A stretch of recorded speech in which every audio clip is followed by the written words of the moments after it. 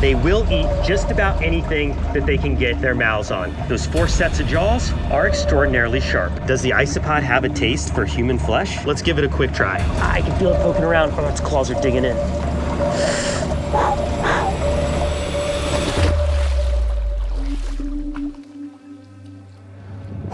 Today is a big day for the Brave Wilderness channel because in this video, we are about to have our very first ever close encounter with a deep sea creature. Now I know what you're thinking, Mark, where is the boat? You've got to head way offshore to do something like that. But I'm here to tell you, where we're going, we don't need boats. Welcome to Aquarium Encounters, a unique interactive destination in Marathon, Florida, which also happens to be one of the only places in the world to encounter the creature we're after today. As I wandered through the open layout of the aquarium and passed by sharks and other incredible marine life, I was in disbelief of what we were about to film, until I finally spotted the tank we were after in the distance. Wow, are you kidding me? Look at how cool these are. I mean, I cannot believe we are standing right in front of this many deep sea giant isopod. This is something that you will probably not find anywhere else on Earth. This is one of the only places in the world to get hands-on with the deep sea isopod. We've got 1, 2, 3, 4, 5, 6, 7, 8 giant isopod in the tank in front of us to learn all about in today's video. Whoa, this is incredible. I cannot believe we're standing in front of these creatures. There are about 20 variety of them that live in the Atlantic, the Pacific, and the Indian Oceans, very, very deep at the bottom. We're talking anywhere from 700 to 7,000 feet. Wow, that is deep. And about half of the isopods on planet Earth live in the ocean and half of them live on land. Although these are the largest isopods that you can find, the ones that live in your backyard are those small little pill bugs. The roly-poly is related directly to the giant isopod. Now, even though they look like it, these isopods are not insects. They're not bugs. They are actually more closely related to crabs and lobsters. And oh boy, they are super weird looking, I will admit, but man, are they cool. If you were to come visit this aquarium, anyone is allowed to touch the deep sea isopods. This is a touch tank. In fact, there are ports all around the top here, and yep, that water is cold. Definitely kept below 50 degrees at all times, but anyone can come up and pet the giant isopods. But today we are getting extra special permission to remove the top of the aquarium and get really hands-on because I want to get the giant isopod as close to the cameras as possible. Because these animals live in the deepest parts of the ocean, they need to keep their aquarium here as cold as possible. So this water is kept around 50 degrees Fahrenheit at all times to mimic the deepest parts of the ocean. All right, here goes nothing. Time to get hands-on with the giant isopod. Whoa, this is creepy. Here we go. Whoa. Oh man. Wow. Look at that. Alien. That is unbelievable. Look at that face. A face only a mother could love. I think you're cool though. All right. Why is the giant isopod so giant? I mean, its cousin, the roly-poly, is probably 1,000th of its size.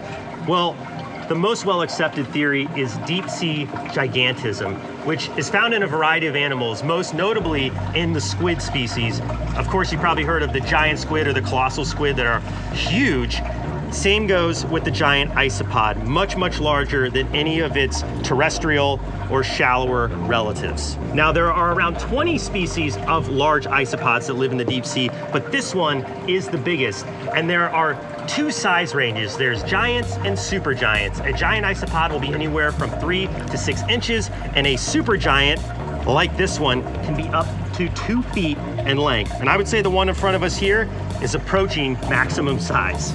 Look at that creature. This is too cool. Now the exoskeleton is really rigid, a lot like a lobster or a crab. I can really feel the rigidity of those segments. The underside is very soft. I can actually press in on the belly of the beast. That is wild. I did not expect a giant isopod to have softer parts like that. And on the underside here, we have the pleopods, which can also be found on animals like lobsters. And these are the swimming appendages of this animal. Yes, believe it or not, although this looks like an insect that can only crawl around, the giant isopod is an excellent swimmer. And what's also really cool about the pleopods is these are the appendages that allow the animal to breathe. There's actually a gas exchange that occurs in those parts of the animal. The legs feel super creepy, but not that menacing. Now, we'll move up from the legs and we want to take a closer look at that head. So you'll notice the giant isopod has pretty big eyes. In fact, their eyes are specially developed for very dark environments. When you get below 1,000 feet in the ocean, you enter what's called the midnight zone, where almost no light can travel. So for their entire lives, these animals live in almost complete darkness. They have pretty poor eyesight. They're not very responsive to light changes at all, and they rely most of their lives on navigating around and understanding their environment through these 4 antenna appendages here. There's 2 sets of antenna. The small ones at the top are chemical sensing. So this is what's going to help them find their food. It's going to help them understand what other animals or organic things are around them in the environment.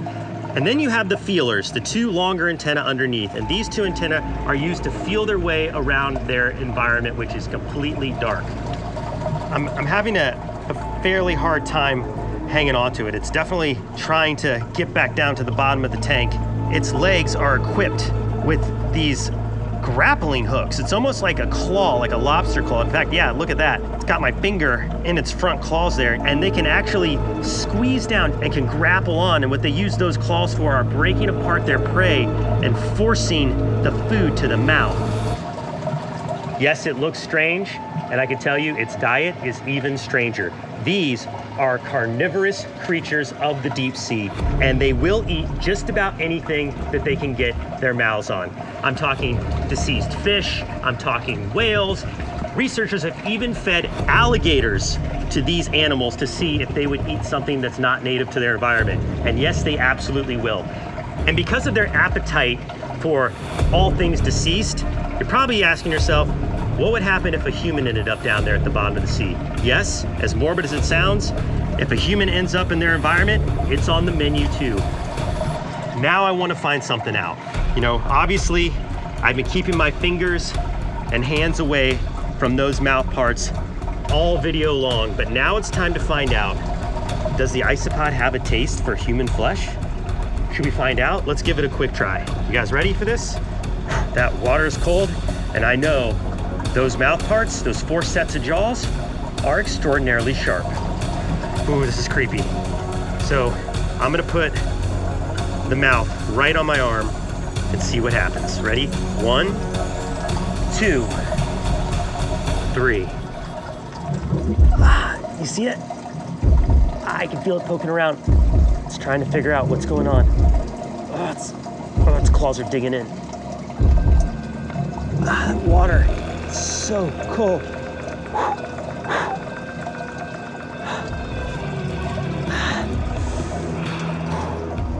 Nothing. Just wants to hang out. And I wanted to show you that for a reason, because although these creatures can look menacing, they are absolutely gentle giants, and they would never bite a human being in this circumstance. There's no need to fear this animal. If you ever come out to this aquarium, I highly recommend that you check out the giant isopod touch tank, because getting hands-on or even having the chance to touch an animal from the abyss like this is truly a once-in-a-lifetime opportunity. All right, well, my hands are freezing. I'm gonna put our isopod friend here back at the bottom of the tank. I hope everybody at home enjoyed this look at our first ever deep sea creature. Right now, I am out tide pooling in Eastern Australia in search of the deadliest creature on the planet. The blue ring octopus has one of the most toxic venoms on Earth, and if we're lucky enough to find one, I'm going to attempt to touch it with my bare hands. But first things first, let's get looking. From experience tide pooling, the best results are usually from the edge. The further out you can go, the better.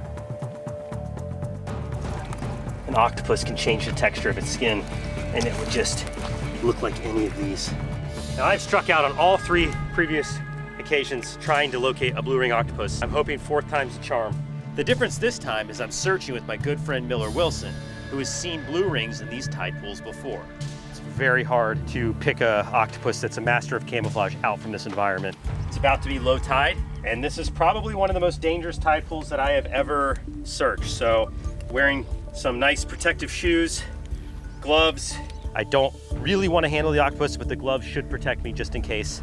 And of course, you still need to watch our steps, because if you look at this, all these rocks out here, exactly like a stonefish. And this is stonefish territory. The stonefish is the world's most venomous fish. If you step on one, your boots will not protect you. A single sting from a stonefish can be excruciating and can even be deadly. No octopus. Flipping's not really doing it, so I'm just gonna cruise to cover a lot of ground, looking for movement. A lot of times I do see octopus moving from pocket to pocket, but they slink along the surface. So I'm just looking for any movement right now. Any movement, we're getting it though, feel it.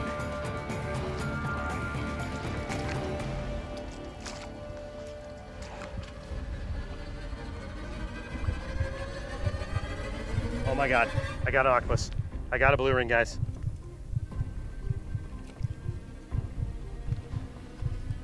It's right here.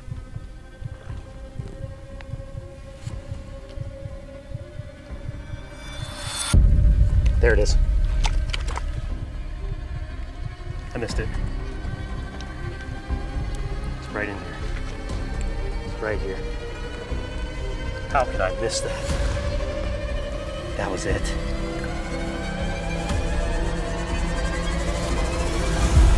Got it. Oh my gosh. We got one. Are you kidding me? Yes. Boom, baby. Boom. Yes. Holy cow. Miller, we're good. We got one. Can you help me get out of the net? So, you'll see I'm wearing gloves, guys, for a reason right now. This is a really good way to get a nip. That is not what I want. Put that guy in there. There we go. Hey, buddy. Let's talk about what we found.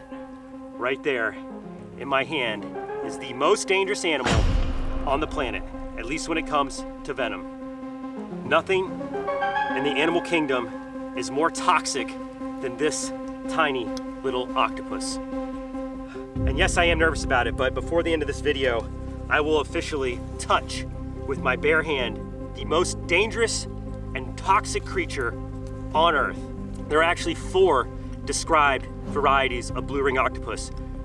This one is the blue lined octopus. It's the only one in the family that has these really cool, vivid blue pinstripes surrounding the body.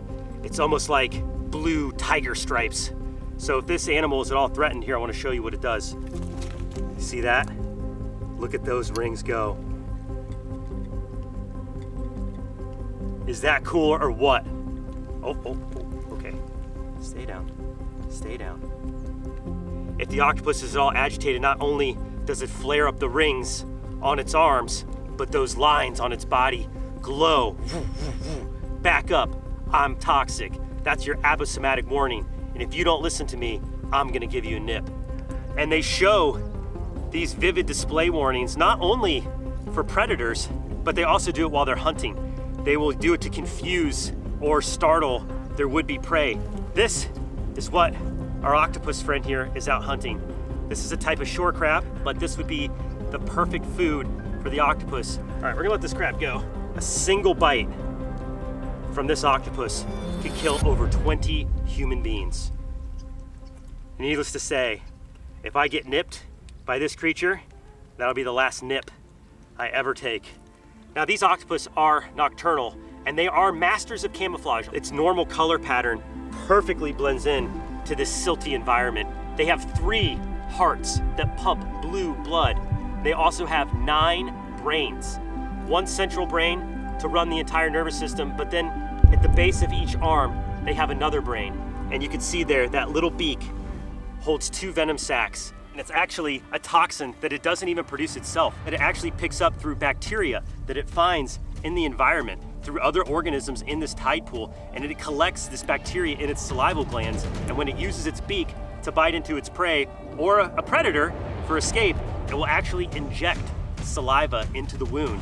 Once this saliva enters the bloodstream, you get infected with TTX. No animal has as lethal of a dose as the blue ring octopus does.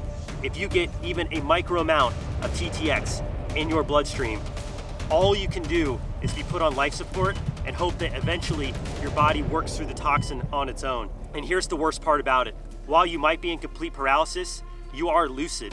There are survivors that have lived to tell the tale of having people try to resuscitate them, giving active CPR, and they weren't able to communicate, but they remember everything.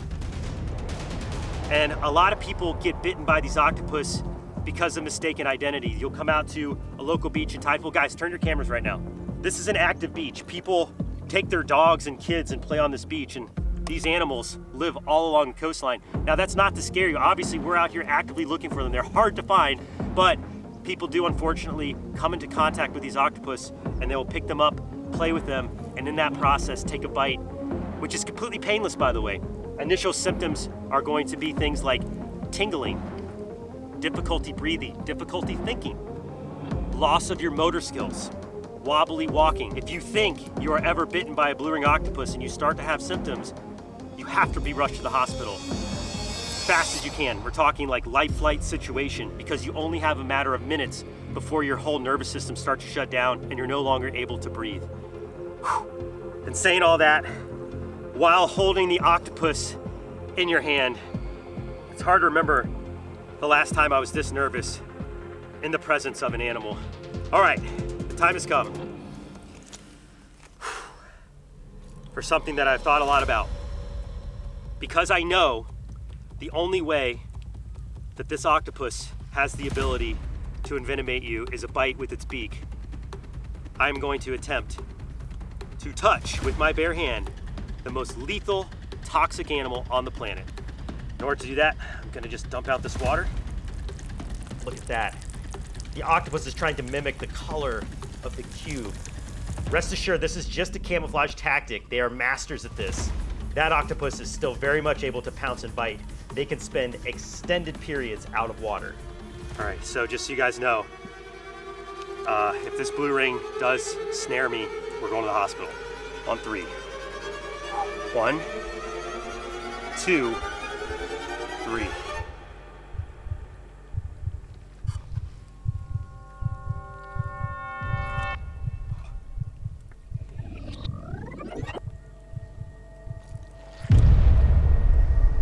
Oh. That made me nervous. All right, lid back on. I don't think I was just bitten now, but I'm not completely sure. I had to take a break, guys, because like I'm definitely feeling a little lightheaded, like major anxiety. That animal right there, if you get bit, it's game over. It's lights out. Guys, I am like shaking right now. Like my feet are tingling. Things that you normally wouldn't pick up on, like heart rate, how I'm breathing, tingle feeling. Like I'm just from like all the adrenaline pumping through my body. And the emotions are intense, super intense. Gotta shake that off. The anxiety that I'm experiencing on camera is real, as I had almost identical symptoms to that of a blue ring bite. While I was 99% sure I wasn't bitten, we had to closely monitor my symptoms until we deemed it safe enough to continue filming. The symptoms of these bites can be subtle and can be hard to differentiate from anxiety and panic from other sources of stress. Please, never attempt to do what you are seeing in this video. I cannot stress enough, if you are bitten by a blue ring octopus, you must seek medical attention immediately. I think I'm all right. I think I'm okay to continue. Let's keep going. Okay. It's been a while since I've had this kind of reaction to being in an encounter with an animal. Like it's like my first time seeing a venomous snake. It's like all kinds of emotions right now. Just brushing up against one in the tide pool, whether you're walking around, if you accidentally touch one, you're gonna be just fine. It's like every other octopus. The difference only occurs when you take a bite from the beak right there. Iceland, a country sprawling with dramatic landscapes and explosive volcanic terrain. A place that truly embodies the meaning of the word adventure, with every vista and every step forth on its craggy soil. That's a volcano. Just erupted 8 years ago.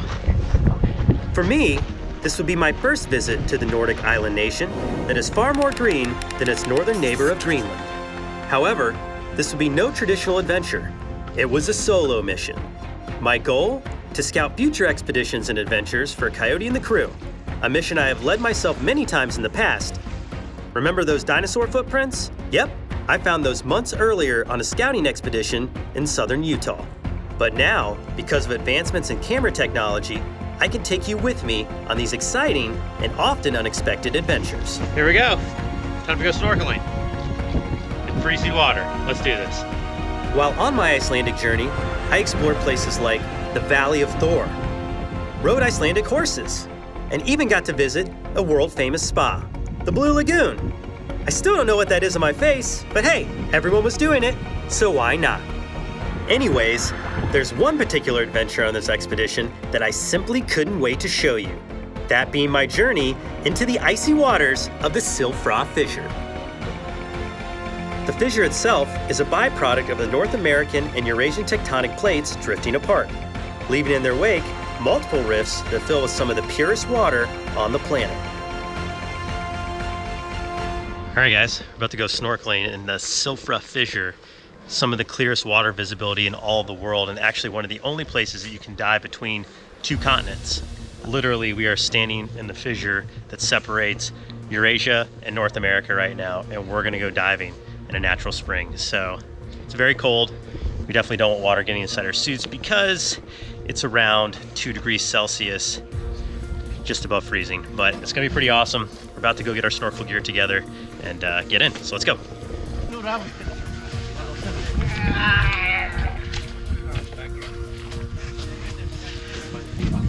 Is that graceful? Look good? No? Okay. Well, it's gonna keep you warm, so that's what's important. As I walked down the steps of the platform, a nervous anticipation started to set in. Entering 36-degree Fahrenheit water isn't something I tend to do every day. I mean, this water is only 4 degrees above freezing. Safe to say, it doesn't get much colder than this. So guys, my sister's helping us out today. Say hi to everybody, Vic. She came to Iceland with me, so she's the cameraman today. But here we go. We're gonna go snorkeling in the Silfra Fissure. Time to get in.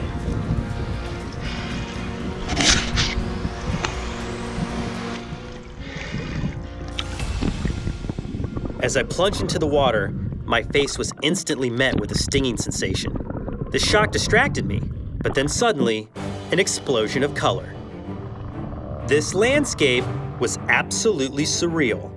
Something straight out of the pages of a science fiction novel. And to top it all off, the water was 100% crystal clear. It was nearly unbelievable. The visibility in the fissure on a good day is said to extend well beyond 300 feet. And I think we can all look at this footage and confirm that that is definitely true. I can see now why so many people with the fear of heights have issues with this experience. It literally felt as if nothing was between me and the bottom of the fissure. In fact, the sensation was actually closer to that of flying than it was to swimming. That is, until I tried to actually kick with my fins. The dry suit, while providing life-saving warmth and insulation, made it nearly impossible to move. The buoyancy it created restricted my movement so much that to a large degree, I was only able to move forward by the assistance of the current. However, I will say this lack of mobility actually allowed me to relax and enjoy the experience as a whole and really take in all the color and spectacular scenery. Sometimes, it's nice to just be along for the ride. So how does a place like the Silfra Fissure come to exist? Well, as it turns out, Iceland sits smack dab on the mid-Atlantic ridge, which is formed by the separation of the North American and Eurasian tectonic plates. In Thingvellir National Park, the separation of these plates expands nearly 1 inch every year. But over the course of millions of years, it has created fissures, which are filled by a natural aquifer and glacial meltwater from the surrounding peaks.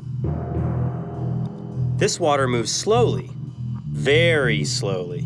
In fact, it can take up to nearly 100 years to travel and filter itself through the porous volcanic soil. making it some of the purest H2O on the planet. It is so pure, you can literally drink the water around you as you swim through the fissure. And yes, I definitely tried it out. Well, the water is cold, but I can tell you guys, this is by far the clearest visibility I've ever encountered. And oh, by the way, the water is delicious. It is about the purest water that you could ever drink.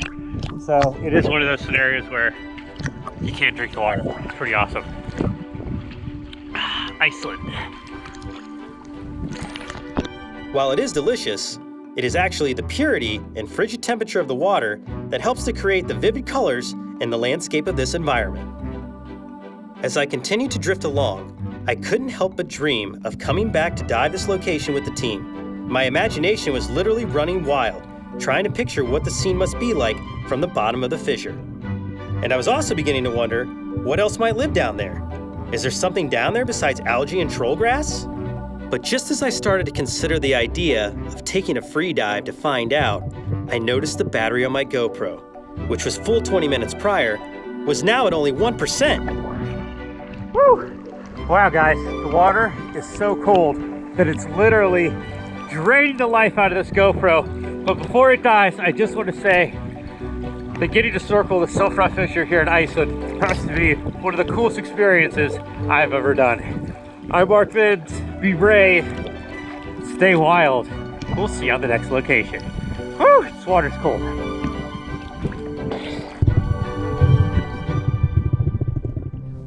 Just seeing that footage makes me want to go grab my dive gear, jump on an airplane, head back to Iceland, and get down there to explore the depths of those fissures. I can only imagine how cool it looks from the bottom. Unfortunately, we are going to have to wait a little bit longer for that adventure, guys. That was just a scouting mission, but I can 100% guarantee you that Coyote, Mario, and myself will be heading back to Iceland on an epic adventure very soon. Today we're back in Costa Rica for another special adventure brought to you by our friends at B&H Photo. And I'm particularly excited for today's adventure because we are looking for one of my all-time favorite land animals, the poison frog. And not just one poison frog, two poison frogs. The strawberry poison frog and my personal favorite, the green and black poison frog. And the reason I want to find and present these frogs to you today is because I want to talk about just how toxic and dangerous these frogs really are. And Mario is going to give a special demonstration on how we get those really cool macro shots of a small creature like a poison frog. But first things first, we have to find some. Today we're going to search just around our lodge here because this whole site is full of bromeliad plants, and those are perfect breeding habitats for these species of frogs. So they tend to hang out pretty close by. As a matter of fact, I hear one right now. I'm going to film on the GoPro, you guys follow me, and with any luck, we're going to catch two frogs really quickly. Okay, I think what I heard was actually the strawberry poison frog, also called the Pomelio. And I heard it coming from right over here. Oh, there he was. I saw him right there. I'm gonna try to not disturb the habitat too much. This one might have gotten away. So the frogs do have burrows in these masses, and they have really great escape routes. They're particularly hard to catch too because they jump with a non-rhythmic motion, which means they don't really have any synchronization at all to the way they hop. That was our first miss, but we did see a strawberry poison frog there. Let's keep looking. We are in the right spot. So these frogs are terrestrial, so what we're looking for are low-hanging branches and leaves that they can find cover around, and that's typically where you find these poison frogs. Oh, got one, got one. There he is. Oh, I fell. Don't move, it's right here. I'm gonna let it work its way out. I'm gonna go for the grab. Ready? Got a shot? Got him. Woo! Ha-ha! All right. Ready for this? Here we go. Strawberry poison frog. We got one. All right, that's part 1 of 2 of today's adventure. Next up, the green and black poison frog, which is a little bit more difficult to catch than this one. So for now, let's get a container. Going to make a little micro habitat for this frog for a little bit. Some cover so it feels comfortable. There we go. All right, let's go find a green and black poison frog. All right, good news, bad news. The good news is we caught the first frog we were after today, the strawberry poison frog, and a really good one too. The bad news is we're in the rainforest, and that means sometimes it's gonna rain. And there is a rainstorm coming in right now, so we're gonna let this shower pass by. There is a little blessing in disguise. This moisture is probably gonna bring out some of the frogs we're looking for. So all we have to do is wait a little while, and then we'll be back at it trying to find the green and black poison frog. All right, taking a quick break.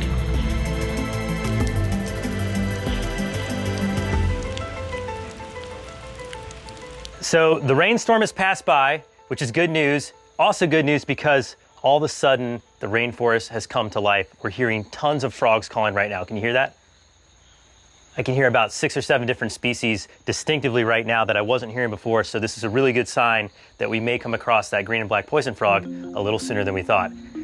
Now, the call of the strawberry poison frog is a little more distinct and a little louder. It's like a rip, rip, rip, rip, rip kind of sound. The green and black poison frog is a duller kind of and it's definitely a lot less audible. So we're gonna have to listen as we search along this edge.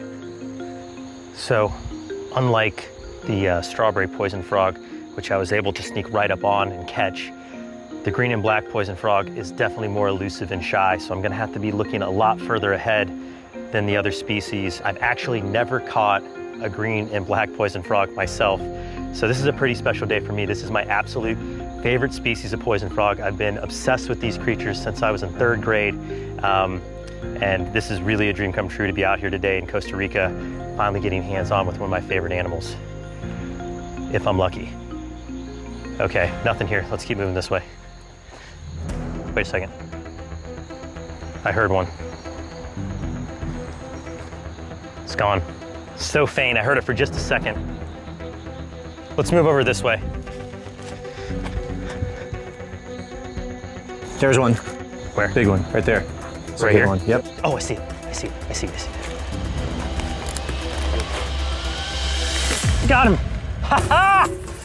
Oh man, all right, I don't want to lose him. Let's go back over here. This is a big deal. Oh my goodness. Oh, no! Got him. Let's get away. Oh man, this is a big moment. My first ever green and black poison frog. Look at that. I have been dreaming of this moment since I was 9 years old. Look at how beautiful that frog is. Now we have both poison frogs that we want to take a closer look at today. Let's put this one in a container and take a look at both species side by side. Coyote's not the only one who bleeds. I bleed blood.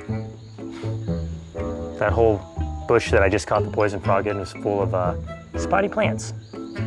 Ouch. Woo! Okay. Well, there we have it. Poison frog versus poison frog. We are going to take a quick look at the differences between these two species before we get into the macro photography.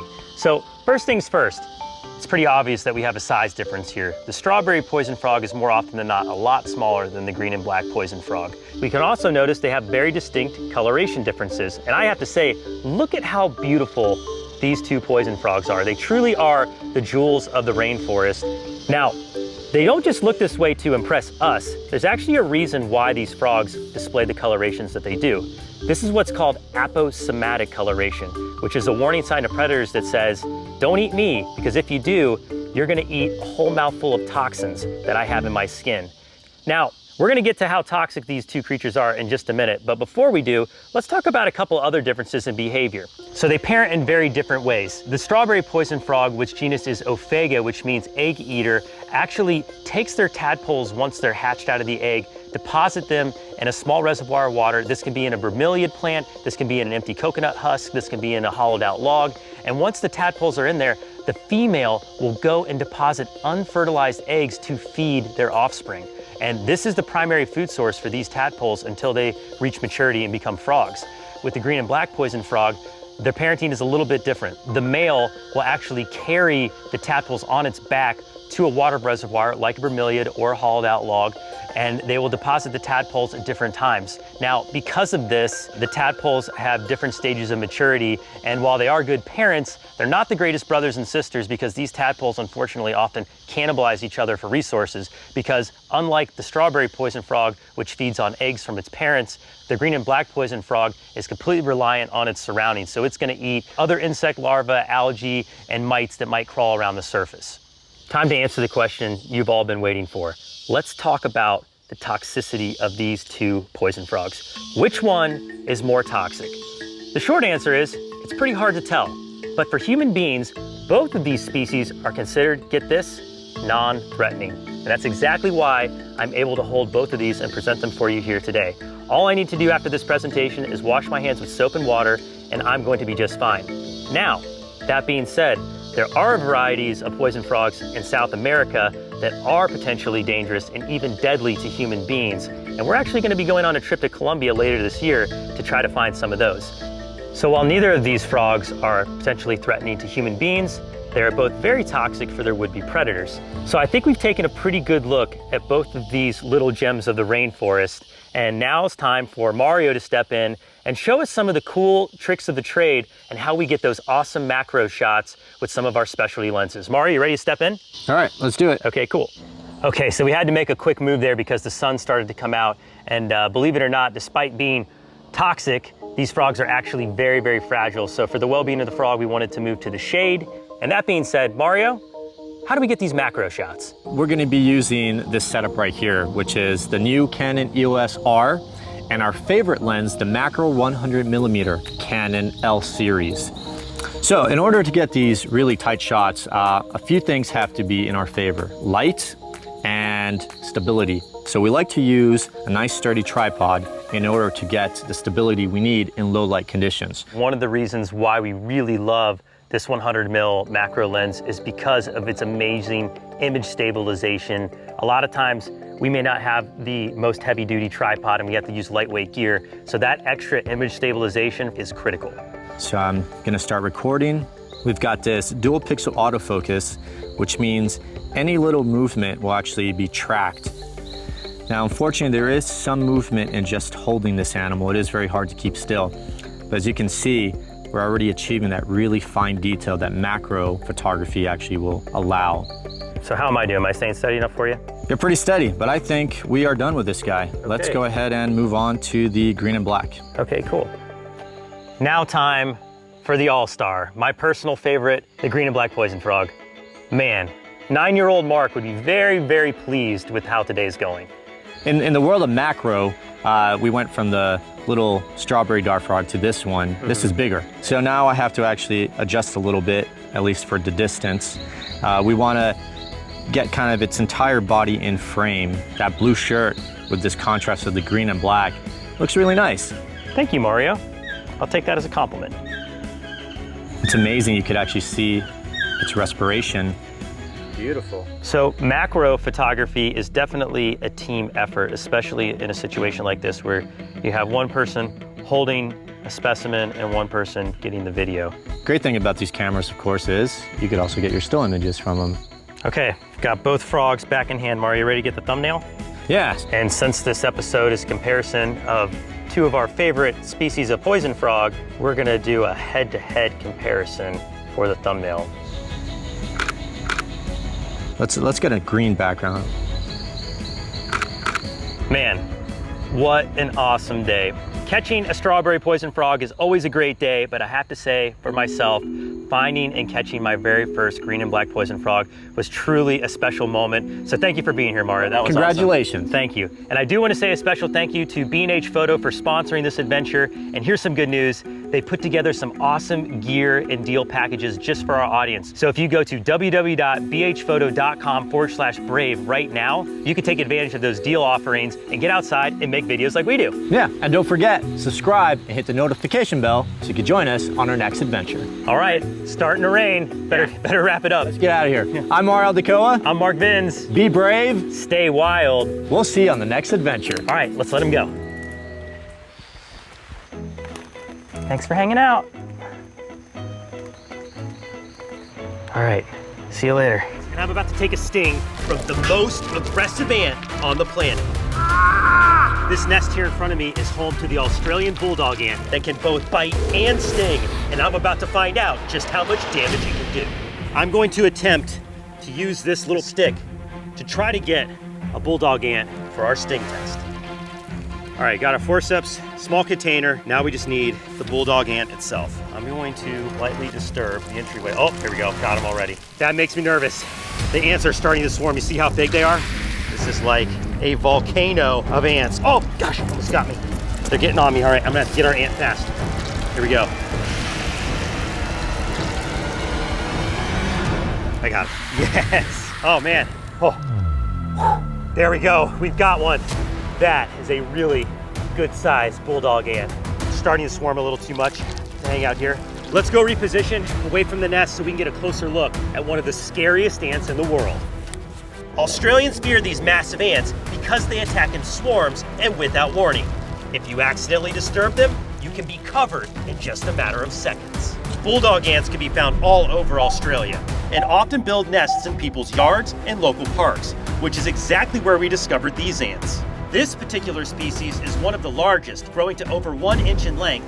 And of course, for this sting test, we wanted the big dogs, so we can compare how they rank against the legendary bullet ants of South and Central America. Now it's time to find out which is worse. All right, guys, it is officially go time with the bulldog ant. Look at the size of this insect. Size-wise, I would definitely say it gives the bullet ant a run for its money, but appearance, this ant is second to none when it comes to intimidation factor. But before I test the might of this insect, let's get it out of the container and take an even closer look at those jaws and its stinger. All right, here we go. Well, it's already jumping out. I want to be very careful right now. And they are so aggressive. Look at that, it's already biting on the forceps. I'm just gonna try my best to get a good grip. And I'm getting nervous. Gosh, hang on. All right, I gotta get it on the ground. Here we go. Unlike other ants, they don't really react to scents and pheromones, they react to sight. So anytime I try to grab it with the forceps, it sees that I'm coming. There we go. Okay, perfect hold. There it is. No animal has been requested for a sting test more than the bulldog ant in the history of Brave Wilderness. And now I can see why. Wow, I have never seen a more terrifying looking ant in my entire life. Let's start at the top. Look at the size of those mandibles. They are like serrated shears attached to these bulbous eyes, almost like a vice grip, just ready to snap and pinch on to anything it can touch. Look at the eyes of the ant. You can really see how much it reacts by using its sight. Look how it turns its head to the different ways that I position my finger around it. And then, of course, before we get to the stinger, I just have to say, look at the size of those legs. Because they are visually stimulated, they use their extremely long legs to extend quickly and flick themselves onto any would-be predator, earning them the name jumping jacks. And then, of course, we can see the stinger flying already from the abdomen. Like other stinging insects, only the females can sting. This is actually a sentry or a soldier ant tasked with guarding the front of the nest. And you saw, with just the slightest disruption, a fleet of soldiers came flying out of the nest ready for attack. They got all over my boots and nearly took a sting right away, but we saved the sting for this moment in the video. The sting of this ant is said to be one of the most painful experiences that you can get from any animal here on the continent of Australia. Some even argue in the world. The biggest difference between bullet and bulldog ant stings are the toxins they use. Bullet ants use a toxin, which is slow building and can last for days, where bulldog ants use formic acid that causes instant pain. And when these ants swarm and cover people by the dozens, they have the ability to take down a fully grown adult. Holy cow, she's looking at me. Oh my gosh, look at that stinger go. I have a feeling this is going to hurt. I'm Mark Vins, and I'm about to enter the sting zone with one of the most terrifying ants on the planet, the Australian bulldog ant. On 3. 1, 2, 3.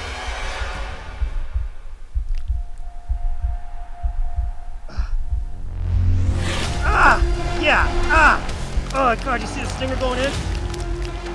Ah! Yeah! That's a good sting. Ah!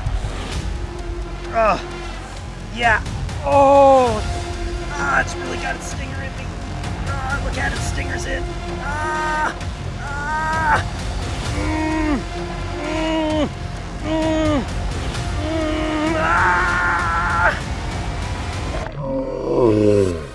right, put it back in the jar. Oh, that hurts. All right.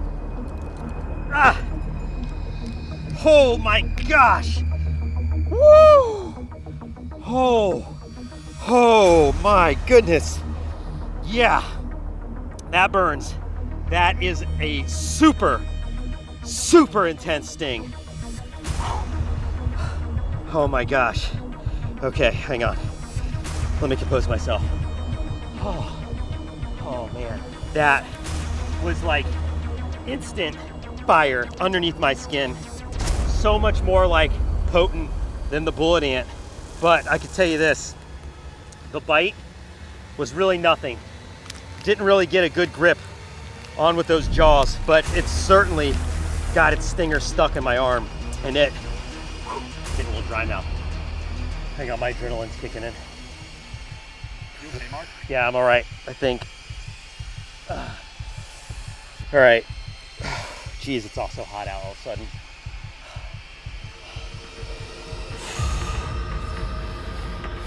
All right, I think I'm good to continue on. All right. Oh, you bulldog. Oh, all right, see that stinger site? Got a little bit of a acute swelling, maybe some residual bumps, and it definitely burns. I would say the initial onset of the sting, it was like a lightning bolt, way more intense than a bullet ant, but I can tell you it's already starting to subside a bit. But wow, that is a rip shot of pain. Man.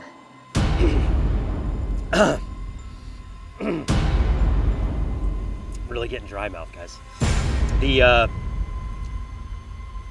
Is your EpiPen in your backpack? it is. I've got my EpiPen, don't worry. Okay. Yeah, I don't need it yet, but got to monitor and make sure my tongue's not swelling up or anything.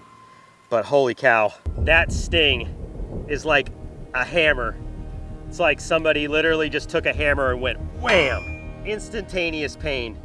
Not even a small delay. As soon as the stinger touched my skin, boom, it was on.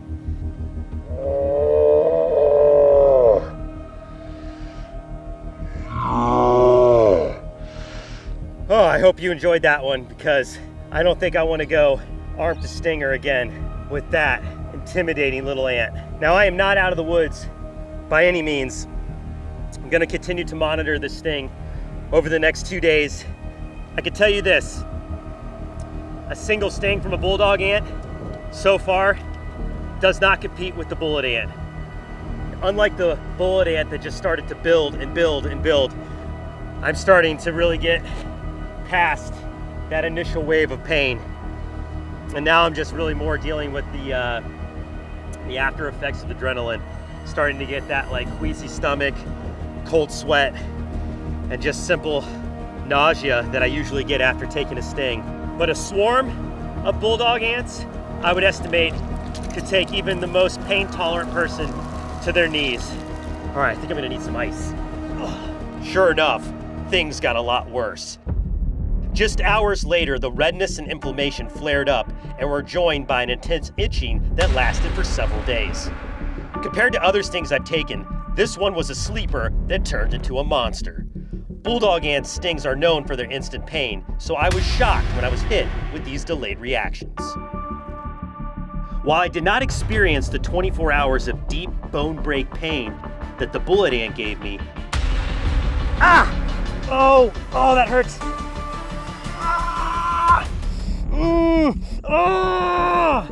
That is searing pain. This was far from an ordinary walk in the park. In fact, as of the editing of this video, my arm is still discolored and healing. If I were to have been swarmed and stung like the stick in the beginning of the video, it would have been a very bad situation. But now I know exactly why Australians go so far out of their way to avoid the jumping terror that is the bulldog ant. Yikes. We are in the outback of Western Australia looking for a truly bizarre creature, and it's covered in razor-sharp spines. Let's just say catching this one, it's gonna hurt a little. This creature is just as shy as it is sharp. So first we have to track one down in this huge forest, which also happens to be home to another one of the rarest and most endangered animals on the planet that we're also trying to find by the end of this video. But in order to catch this giant spike ball, we're going to need to look for clues. Oh yeah, right there, check that out. This is a termite nest. This will be a perfect feast for the creature that we're after today. That tells me we are on the right track. Let's keep searching. Our second clue is that these creatures love to hide near trees and stumps. So that's where we're spending the most time looking. The problem is, this forest is full of hiding places. This is like looking for a needle or a big pile of needles in a giant haystack. After hours of searching, we got lucky with the discovery of a final clue. That is a good sign right there. That's some poop from the creature we're after. You can see all the ants and termites in here. That means we're getting close. Oh, right there. That's an echidna. Look at that. Ho-ho! Yes! That is what we have been looking for all morning long.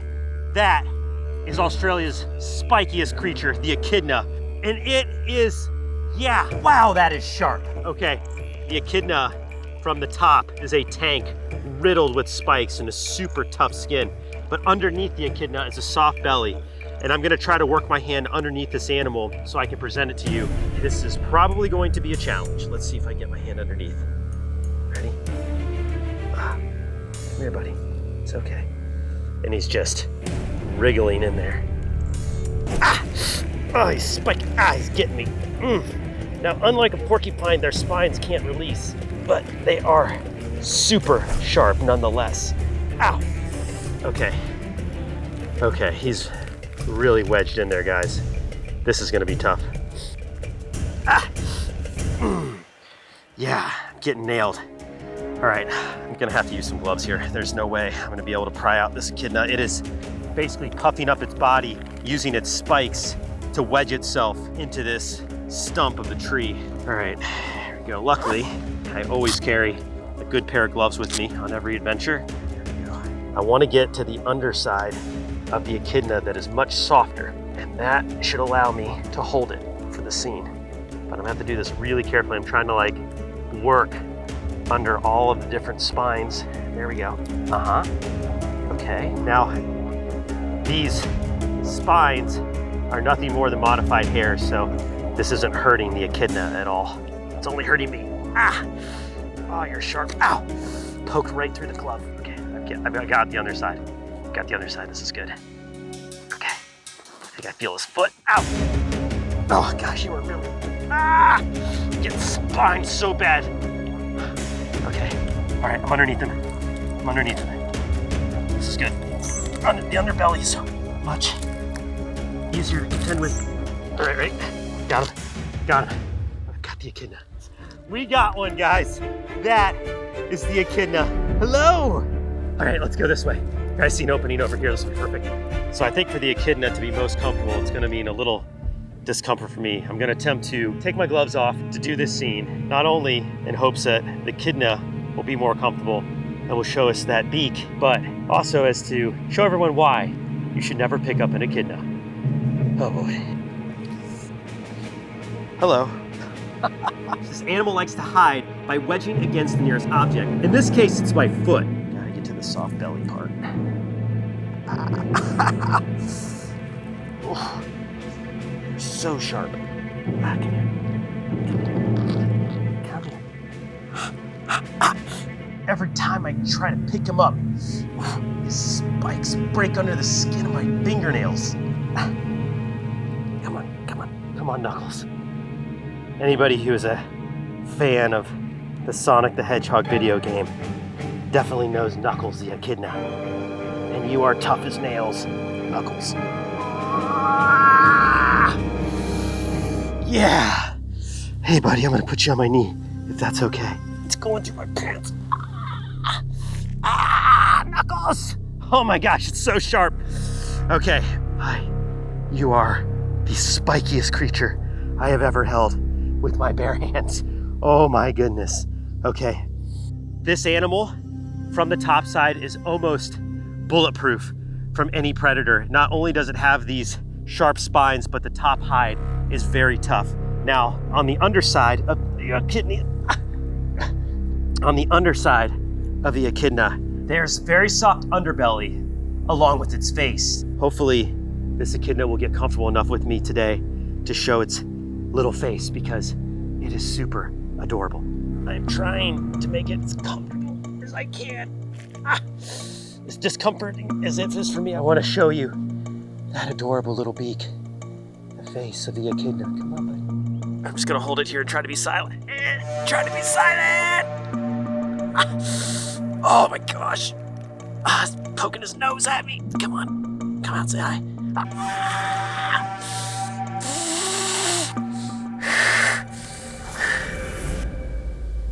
Oh, I think we're gonna have an appearance of the echidna beak.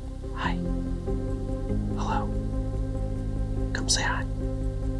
Oh, I can see the eyeball. Come say hi.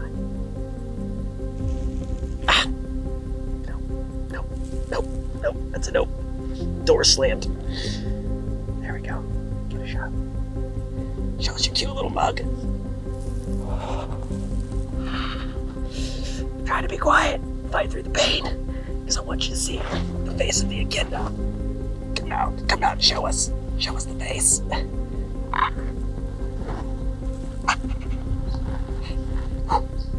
Here comes.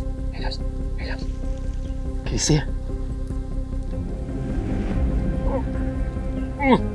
Oh, there's the snout. Guys, get the shot.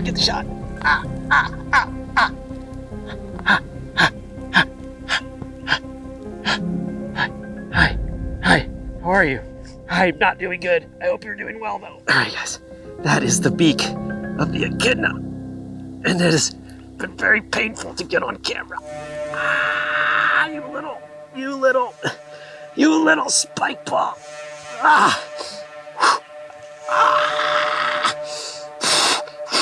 Okay.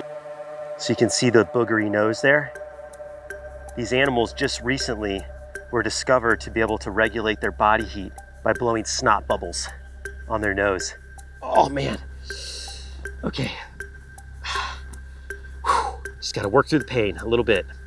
So an echidna feasts on a diet made up completely of ants and termites. In fact, this animal also has some of the best hearing of any animal in Australia, and it's so sophisticated, they can actually hear the termites and the ants crawling underground, which is why we have to be so quiet. It's so sharp. It is so sharp. And now, compared to the hedgehog, an echidna weighs a lot more. I would say this echidna is in excess of 10 pounds. And just the weight alone, makes it super sharp, and its spines. Its spines are so sharp, guys. Okay. Now, if you get a shot of that foot, you'll notice that it's actually backwards. That is a very unusual trait. A lot of times when people are tracking echidnas, they will actually follow them the opposite direction because of the fact that those hind feet are flipped in the opposite direction. These animals have long claws on the back of their feet that are primed for digging, and the echidna has the ability to dig in. And a lot of times when you see these in the environment, they are literally just a ball of spikes.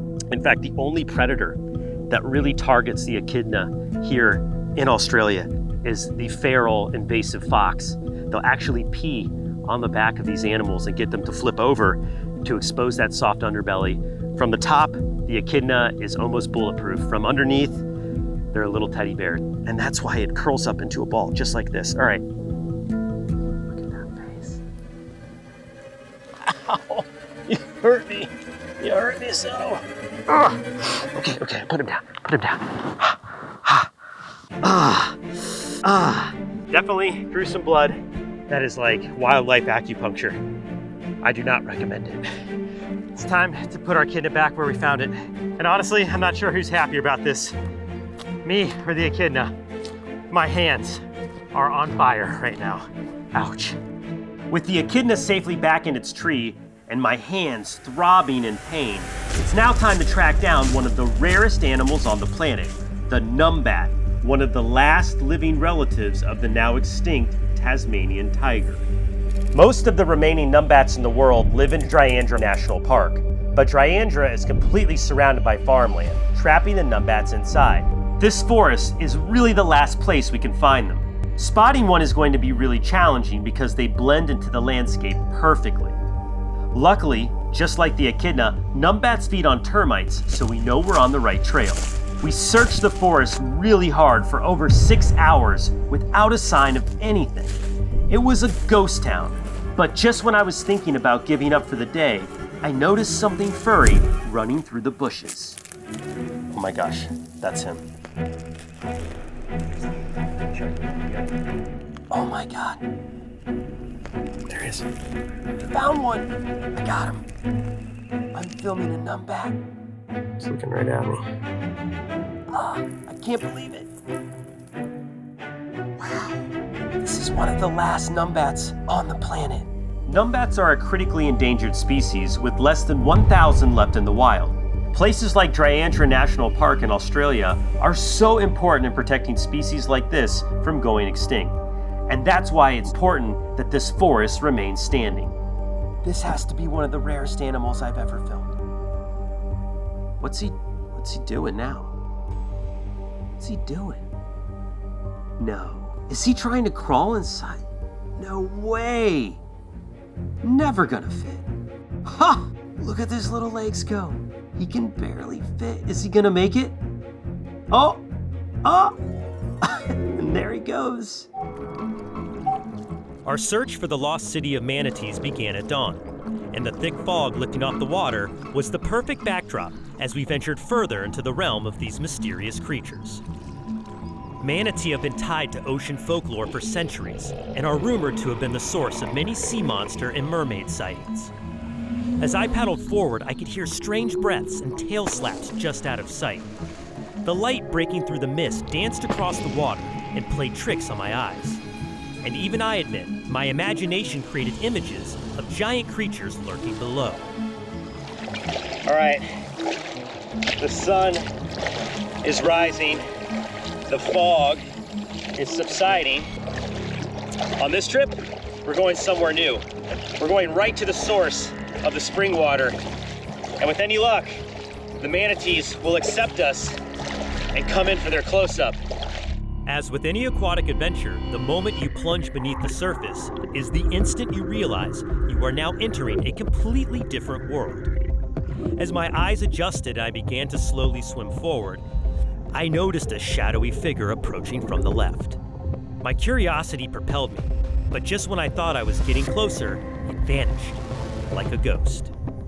Then I remembered, to swim with manatee you must be brave, be still, and wait patiently. So I froze and scanned for movement. Then they appeared. Seeing the first manatee of the day was thrilling. With all the news of their disappearance, I was nervous we might have come all this way without being welcomed back. If nothing else, manatee are highly intelligent, and just like their closest living relative, the elephant, it's said they never forget. One by one, they started to swim closer, and eventually began to encircle me, while slowly pushing our group beyond the murky channel. And since park rangers had officially opened the spring for swimming, we carefully proceeded down a narrow and rocky passage, careful to keep our distance from any passing manatee.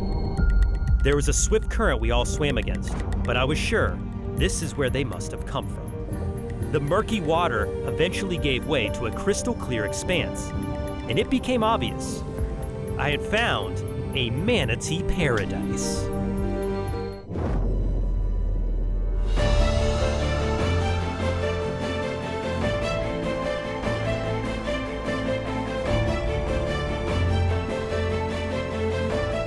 The freshwater springs of Florida are a manatee's favorite sanctuary for a reason. The springs stay a warm 72 degrees year-round and serve as an oasis during winter months, as manatee lack the body fat of other marine mammals, making them susceptible to cold snaps. I know it's hard to believe, but trust me, they get chilled easily. Although manatee can grow up to 10 foot long and weigh 1,200 pounds, they are a fragile indicator species. They do not tolerate pollution or changing climate well at all. In just the last 2 years, it is sadly reported that we have lost 25% of all Florida manatee. As I swam further into the manatee's spring, they began to approach in great numbers. One by one, they would appear and then swim off again, almost to test and see if we were there for the right reasons.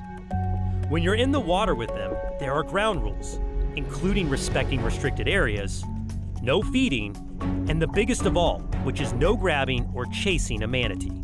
You should always watch from a respectful distance. If they want to approach you, trust me, they will. Manatees are naturally curious and very gentle, but they are also enormous and not nearly as slow as they might seem. If they're around you, it's because they choose to be. If they want to leave, they can in the blink of an eye.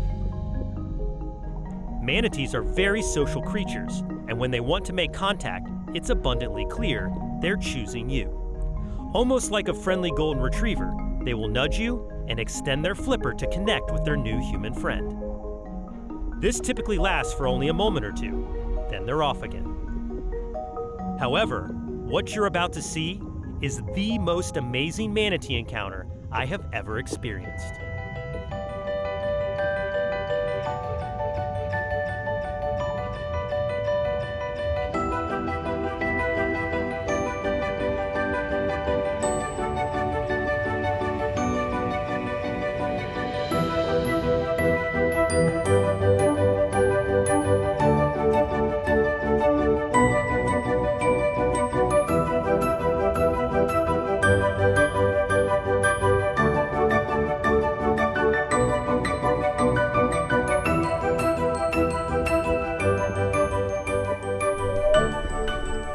Manatee have a unique language and can speak to each other, so it's easy to hear when they get excited.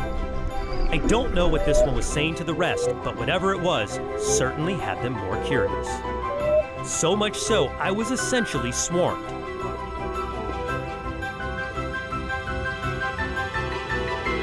Seeing this many manatee in one place was a rare and amazing sight. There must have been over 100 of them. Their eyes would follow mine, and their connection to me was clear.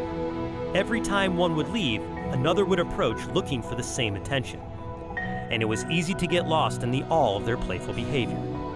After about 30 minutes, I had truly lost count of how many manatee had approached the camera. And compared to my previous experiences, I knew that this one was special. And sadly, perhaps the last time I would ever see so many in a single place. I could have stayed in the spring forever, but as light started to fade, it was time to make our way back to the kayaks. And for some of us, it was easier than others. We kayaked through what seemed like a desert, where seagrass once thrived, only to witness manatees struggling to feed on what little grass remained. Manatees need to eat up to 150 pounds of vegetation each day, and without thriving seagrass, we witness mothers and calves heading back out to the frigid sea to find more food, and that should not be happening this time of year. The loss of seagrass is a big factor to why so many manatee are dying, but there are also more established threats, including pollution and changing weather patterns. Each year, many manatee are struck by boats, and unfortunately, a lot of them do not survive. It is truly heartbreaking to see pieces missing from their tails, and large scars covering their entire bodies. It's also a reminder that we need to do a better job to look out for these animals if we are to share their habitats for recreation. They are so special, and aside from our furry canine companions, the manatee are perhaps humans' best friend, at least when we're in the water. Woo! Wow, it is never a bad day when you get to swim with the Florida manatee, but let's all do our part in preserving this experience for generations to come, and more importantly, their environment and source of food. If you want to learn more about what you can do from home, check the link in the description below, savethemanatee.org. That's where you want to go to learn more about the issues to help this majestic species. I'm Mark Vins, be brave, stay wild. We'll see you on the next adventure. As we journeyed home, the manatees saw us off. And I wondered if this might be my last encounter with these gentle giants. I was like, what jellyfish should I get stung by? A little tiny one out on a reef? Oh no, I need to go big. We're talking the baddest, the terror of the ocean, the Portuguese. That one. Yes, that's exactly what we're looking for today. Now, when the wind blows a certain direction, the Portuguese Man O War will actually wash up on the beaches here in Florida, sometimes by the hundreds. Actually, I think I see one right up there. Oh, all right, here we go. Those are two pretty good looking Man O War right there. Woo! Careful guys, don't want to get hit by, woo, that is dangerous. If I get whipped by that, we're gonna get stung way sooner than I want to. So everyone knows this is the end for them. When they wash up on the beach here, they will unfortunately dry out, and that's kind of it, circle of life. So the fact that we're taking these two today for our experiment is totally a good use for their end of life. And boy, do they look beautiful. But sometimes with beauty comes pain, and this is a super painful jar. All right, let's head up out of the wind and take a closer look. I remember these tables, except all of the shoots before this one, I was on the other side of the camera. So yeah, this is a little bit different than I'm used to. In this bucket, we have a variety of different sting remedies. Some of them good, some of them not so good. And that's the reason why I wanted to make this video in the first place. Let's talk about the organism, the creature, the Portuguese. Are we gonna do that every time? The Portuguese Man O War. Although it looks like one, the Portuguese Man O War is not actually a jellyfish. It is a siphonophore.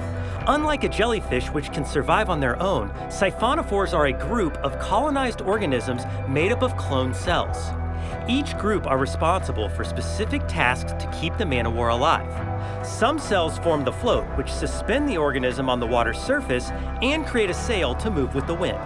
Others are responsible for hunting prey, and this is where we meet, the venom-filled nematocyst. These small but potent cells cover the Man O War's stinging tentacles by the thousands, and within each is a spiral-shaped barb which literally blasts out when making contact with its victim. When these barbs penetrate the skin, they release a cocktail of enzymes very similar to snake venom. These enzymes are designed to incapacitate prey, and in my case, will cause instantaneous pain. This animal is notorious for its sting. In fact, it stings thousands of people here in the state of Florida every single year. I luckily have never taken a sting until now. Time for me to take 2 stings from the Portuguese Man O War. In order to compare the effectiveness of the most famous remedies for being stung by a Man O War, today I'll be taking 2 stings, side by side on the same arm. One of them to be treated with urine, the controversial yet universally accepted cure to all marine creature stings, and on the other, I will spray white vinegar, the suggested first aid from a University of Hawaii research article. Then, while enduring the venom from both stings, I will attempt to describe which of these 2 remedies relieves my pain the best. 2 sting sites, 2 different antidotes. Which one works the best? You're about to find out. Please do not attempt to do what I'm doing here today.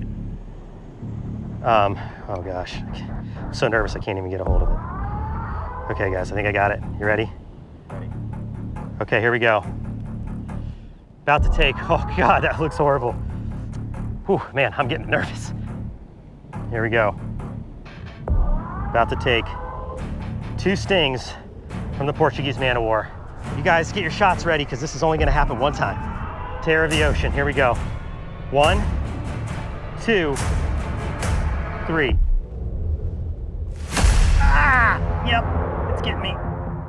Oh yeah, I can feel it. Ah, ooh, that's like electric. Yeah, that's 1. Wow, it burns right away, okay. Second sting, I gotta do this fast before that gets too bad. Ready, guys, ready? All right, 1, 2, second sting, 3. Ah, yep. Oh, man, that one nailed me. Oh.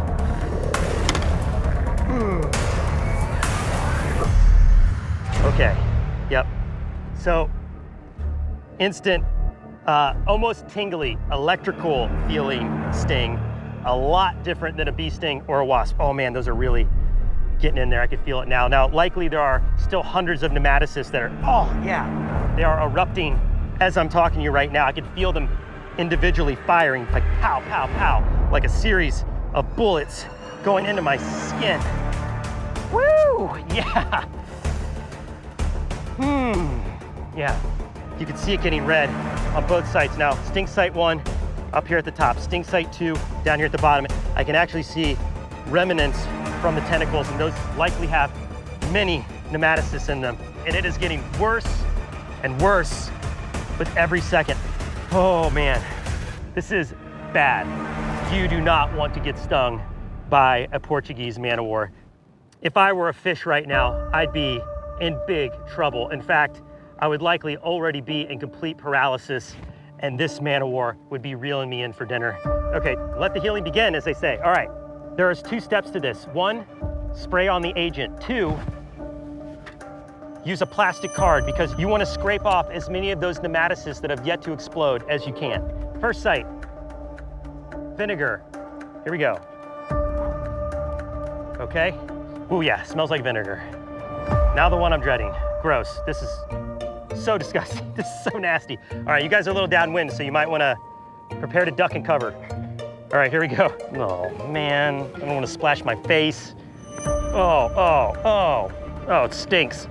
Oh, okay, that's enough. Scraping off those active nematocysts is certainly part of the equation, so you don't want to forget that step. I can actually see my skin pulsing. You guys can see my skin going up and down there. All the nerves in my arm right now are probably just screaming like, ah, intruder, we have venom. I feel so much better already. It feels like I'm on the road to healing. Man, it still burns though. So now it's just more of the burning. Okay, yeah, I think I'm ready to make a declaration of sorts at this point. Vinegar, not only more sanitary, but definitely wins the contest. This is by far the least of the 2 when it comes to pain. The urine site, not only is it absolutely disgusting, but it definitely burns a little worse. And I could definitely feel a distinction between the 2.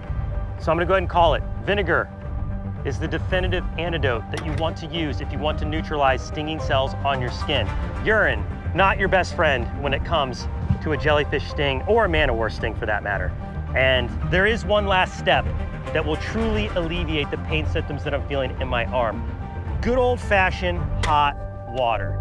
The reason hot water is the ultimate antidote to a man o' war sting is because the heat from the water will actually denature the proteins in the venom, rendering them inert, completely harmless. And then it's just up to my body and my immune system to do the cleanup work, and I'll be as good as new. Oh my gosh, guys, I've never had a hot compress feel so good. Like immediate relief. And I hope everybody watching not only enjoyed this little experiment, but learned something to take home with you. Don't use urine, use vinegar to treat jellyfish stings or man o' war stings. And at the end of the day, hot compress is going to be your real solution. While I did experience slight discomfort for the next few hours, the scrape and heat treatment reduced my pain to that of a mild sunburn. And by the next day, nearly all signs of redness had vanished and I was as good as new. So next time you're on the beach and you see a man o' war, avoid it. But just in case you don't, some white vinegar and a hot compress seem to do the trick. So yeah, you should leave your pee in the toilet. And if you want to learn more about what's going on here, we do have the article from the University of Hawaii in the description. There's more science, there's more facts in there we weren't able to cover this afternoon. But I do wish you the good fortune to never encounter a man o' war for yourself so you can avoid a sting like this. Ready to come face to face with the great white shark. There it is. That's our ship. Today is the day we are here in Mexico, about to go on our first ever great white shark adventure. Actually, I take that back. This is our second attempt. The first attempt didn't go as planned in the Farallon Islands, but I've got a feeling this one's gonna be a whole lot different. Upon leaving shore, I could feel the hair on the back of my neck stand up. Would this be a gateway to the next phase of my adventures? Or would this be my last? I am no stranger to risk. I have come face to face and hand to claw with some of the most ferocious and notorious animals on the planet. But this one was so much more. Inevitable, intentional, imperative to my quest as an explorer. Welcome to Guadalupe, a remote volcanic island 175 nautical miles off the coast of Mexico's Baja Peninsula. This towering mountainous expanse of prehistoric Earth will serve as a backdrop to my greatest adventure to date. We made it. Because if there's one place on Earth to find the world's largest predatory shark, this is it. What's cool about Guadalupe is it's kind of like the sister to the Farallon Islands that we filmed at before. Unfortunately, we didn't see any sharks in the Farallons, but down here, the sharks come in because of the seals. They have 3 different species of pinniped here in Guadalupe. They've got their endemic fur seal population, they've got California sea lions, and then of course they have northern elephant seals, all of which are on the menu for the great white shark. And the place we are at right now is known as the kill zone. This is the space between the feeding grounds where the seals need to hunt their food and the shore where they rest during the day. And as you can imagine, in that space in between is the great white shark's favorite buffet. But our goal isn't to see seals getting eaten while we're out here. Our goal is to get under the water in the realm of the great white shark so we can get the cameras up close and personal with one of the world's top marine predators. Our home in this mystical place will be none other than the Socorro Vortex of the pelagic fleet. This ship and its crew have been making the voyage to Guadalupe for years and have been assisting in shark research and conservation all along the way. The very first step to try to protect sharks is to get in the water with them. Once you're in the water with them, it's a complete different perspective you will get forever. So one of the biggest differences between what we tried to do in the Farallon Islands and what we're doing out here in Guadalupe is this. We actually get to use attractant, AKA bait, to draw in the sharks close to the cages and therefore up close to the cameras. All right guys, I think it's time to get suited up because it's about to be our turn to get in the water. As I began to suit up, reality sunk in. I do need to say, this is the point where the nerves start to kick in, and it's not because I'm scared, it's not out of fear, it's healthy, because an activity like this is not risk-free.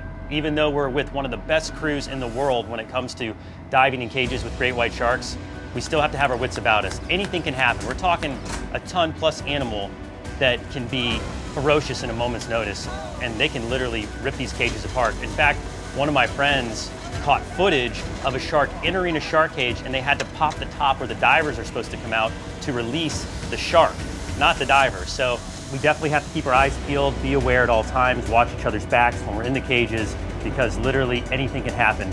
Just because there's bars in front of us, that's not any sign for complacency when you're in the water with an animal that formidable.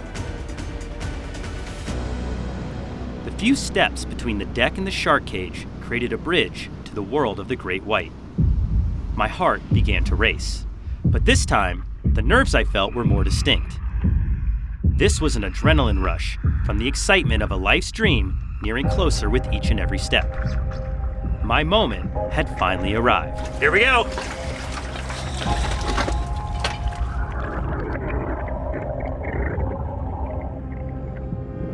As I entered the cool 65-degree water, my eyes began to adjust, and I became aware of the endless blue void that lurked below me.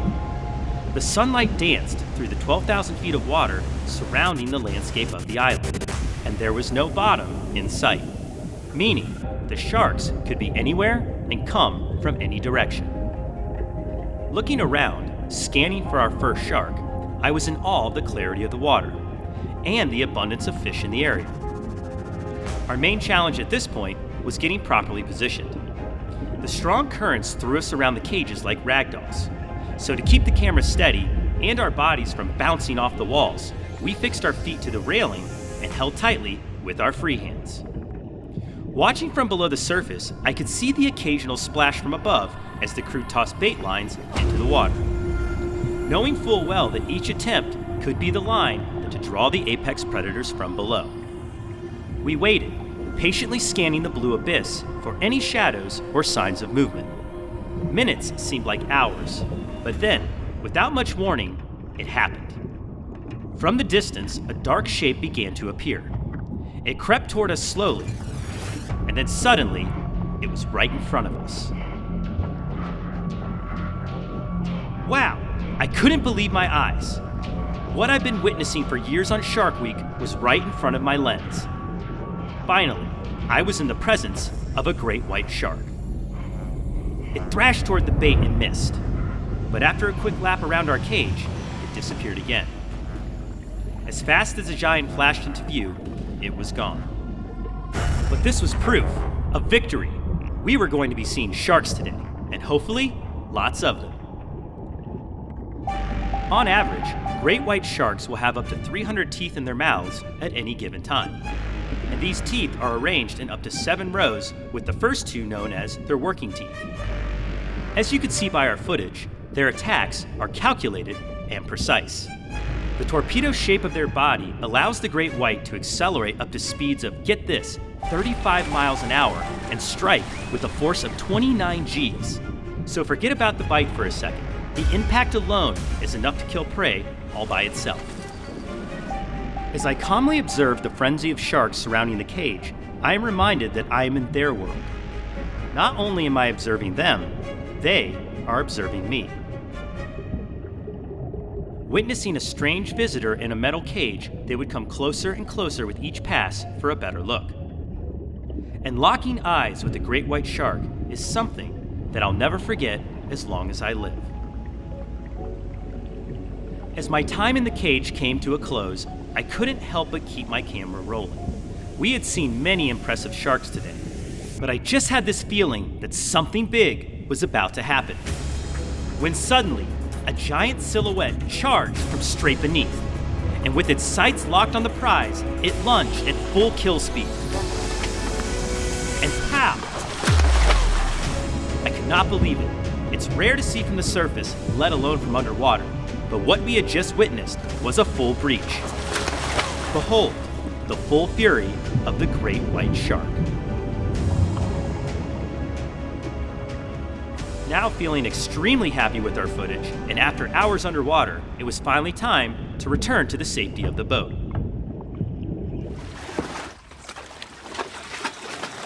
Woo!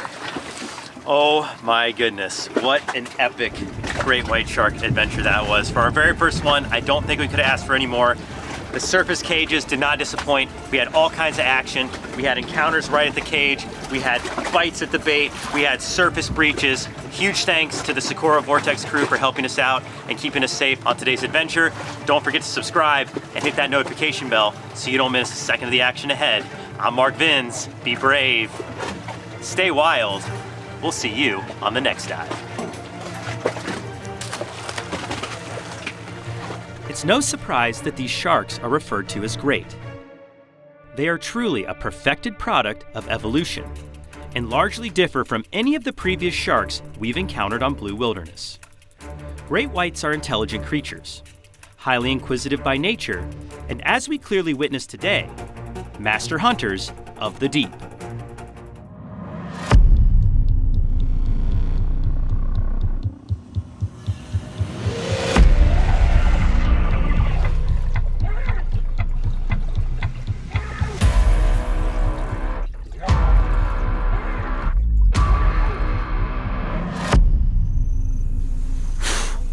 All right, guys, I just got done night diving in Indonesia, and I cannot believe what we just filmed tonight with the bobbit worm is mind-blowing. Total nightmare fuel, but super awesome at the same time.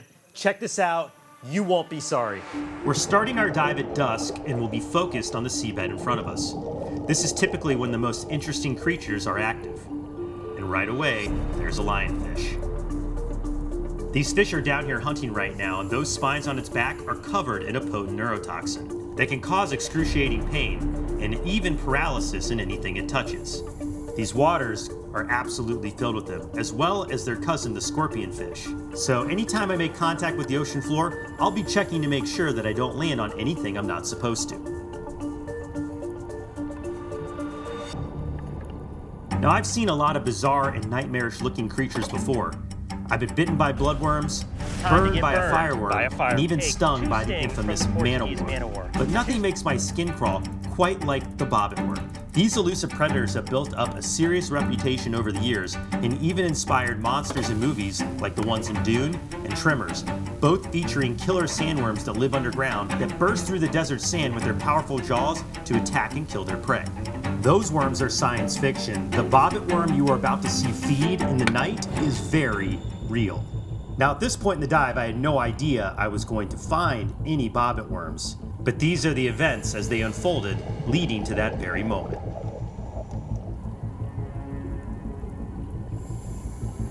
What we have here is a school of catfish. They use a very interesting schooling technique where they actually cascade over each other like a waterfall. They do this to take turns so they can stop and feed, but there's always another catfish to replace the front line. Grouping together like this helps ward off predators and makes the school of catfish appear like a much larger fish.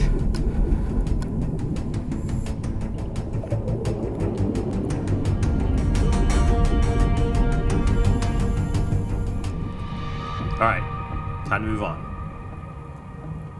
Oh wow, look at that. I have never seen one of these nudibranch before. This one is actually called a bubble shell. It gets its name because of that shell right there at the center of its body. Now these shells are different to the ones on a typical snail. They are thin, fragile, and too small to fit the entire animal inside. But it is absolutely stunning in coloration. Look at those bright blue edges. It almost glows out here in the darkness.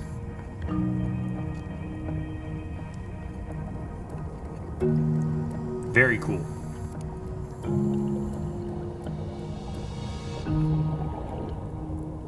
On night dives like this, you really never know what you're going to find. It's a very alien-like environment, and when you're out here in the muck, it almost appears like the lunar surface.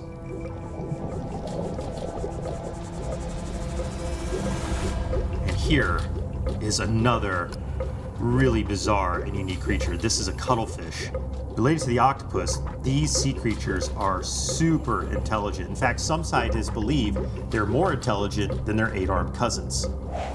Let's carefully swim up for a closer look.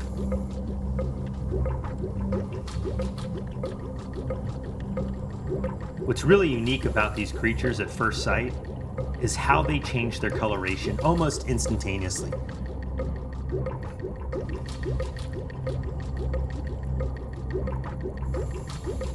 Oh, look at this, it's moving into hunt.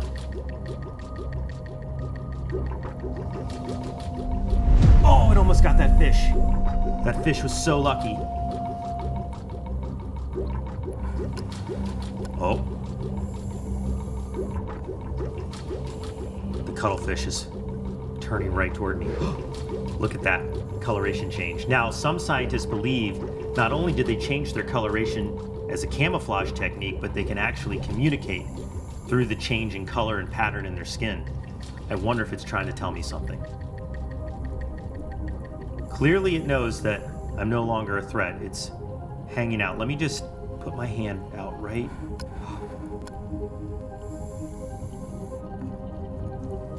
Guys, this is too cool.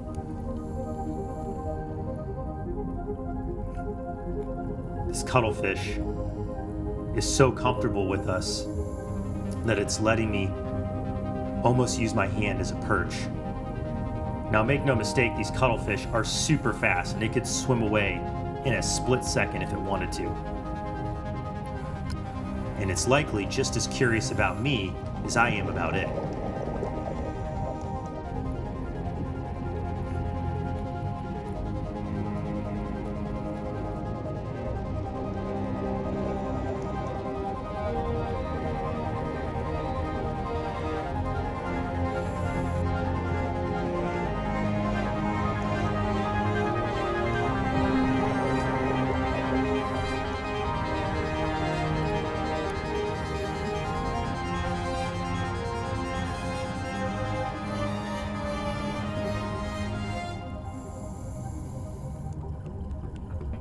Holy cow. I'm almost at a loss for words. All right, let's grab our dive rig and keep adventuring into the night.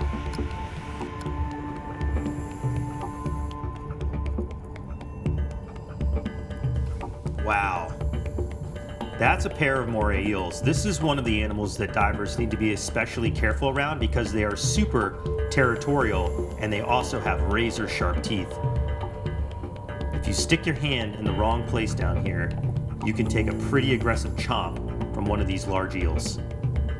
And the biggest problem is once they bite, they don't let go. They can even spin into a death roll similar to a crocodile.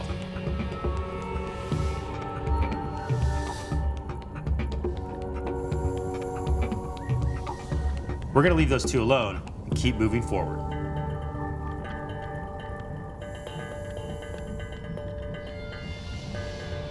Now that is a porcupine fish, and a super colorful one at that.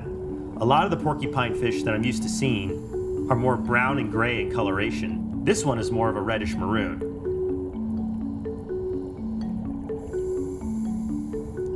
And oh, I found something so cool. Guys, check this out. This is a bobtail squid. I've always wanted to see one of these. Now these bobtail squid really look like a little octopus because of their super long tentacles. They're almost the in-between between a cuttlefish and an octopus, but these bobtail squid are also super intelligent and extremely charismatic.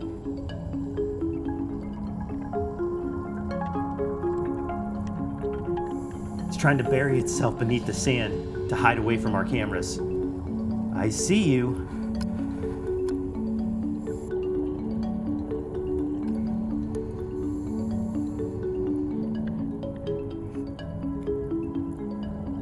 Look at it using its little arms to cover itself with sand and sediment to try to blend in. You can still see its little siphon is uncovered there. Wow.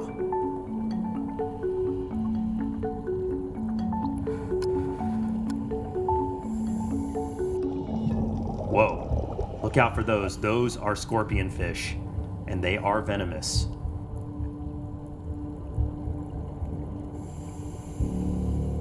Related to the stonefish, these scorpion fish have venomous spines on the dorsal and pectoral fins, and if you accidentally brush into them, they can give you a really nasty sting.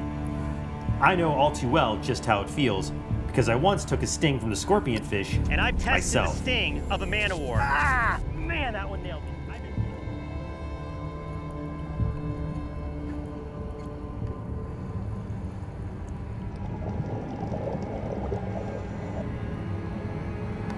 What is that?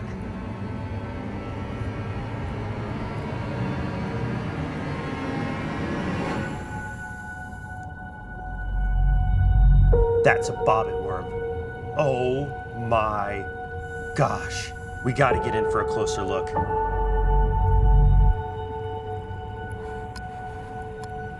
Those mandibles, look at those jaws, they are huge. If that's not a sci-fi monster, I don't know what is. And look at its skin. It's iridescent. It almost has a rainbow shimmer to it. And you could see its serrated jaws open and ready to clasp onto any would-be victim that crosses its path. And do you see those little antennae? Right by the jaws, those are sensory organs, sensing the chemicals and vibrations in the water so it can detect prey and launch out for an attack. And with a body length of up to 10 feet, there's a lot more to this worm than meets the eye.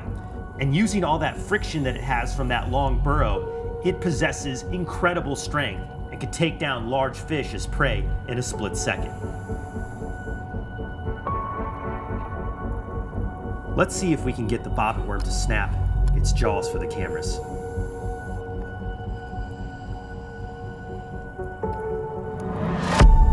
Whoa! Oh my goodness. Wow. Now not only are those jaws serrated, but the bristles along its body are actually venomous. And the bobbit worm uses them as a defense mechanism. So it's not just the jaws you have to worry about.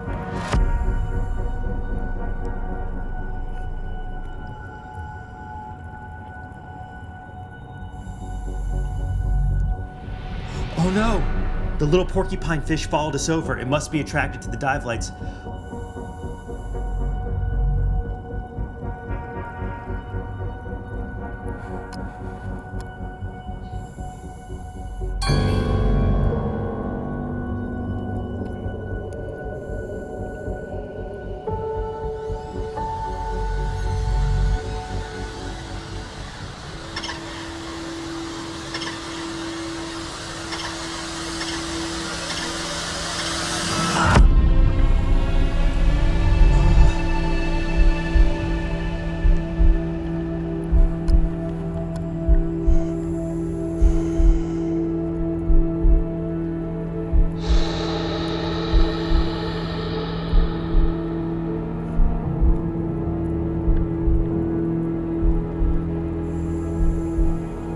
That porcupine fish is very lucky to have escaped the bobbit worm. But that was pretty interesting to see it use its defense mechanism to puff up like that and to be successful with it. Whew.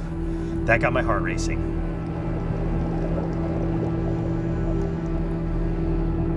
Let's wait here for a second to see if this bobbit worm can find any other prey.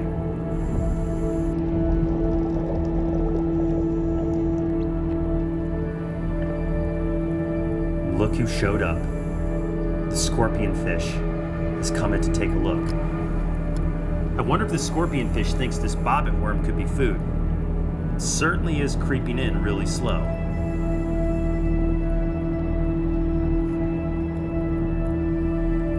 Let's hang here for a second to see what happens.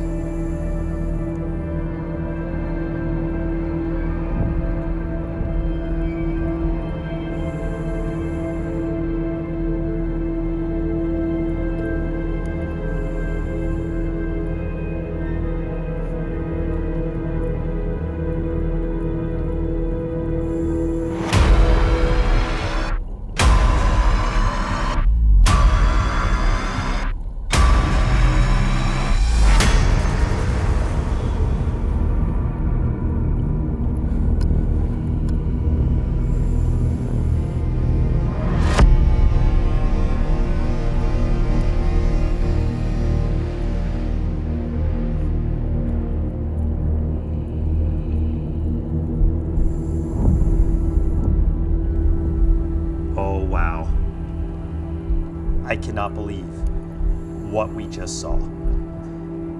I think we're going to need to see that one more time, but this time we're going to slow it down.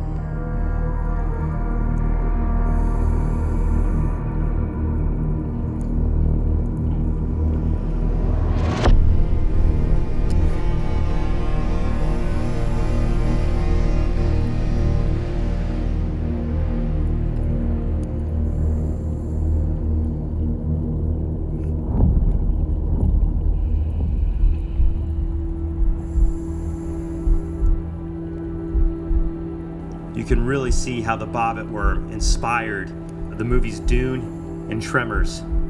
Look at the sand bubbling. I can only imagine what's happening down there below the surface.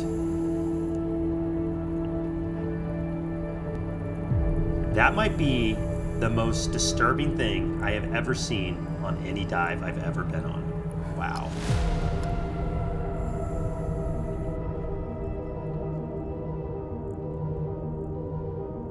Scientists are still uncovering the mysteries of this notorious creature, not only seeking to understand its behavior, but also its role in the environment.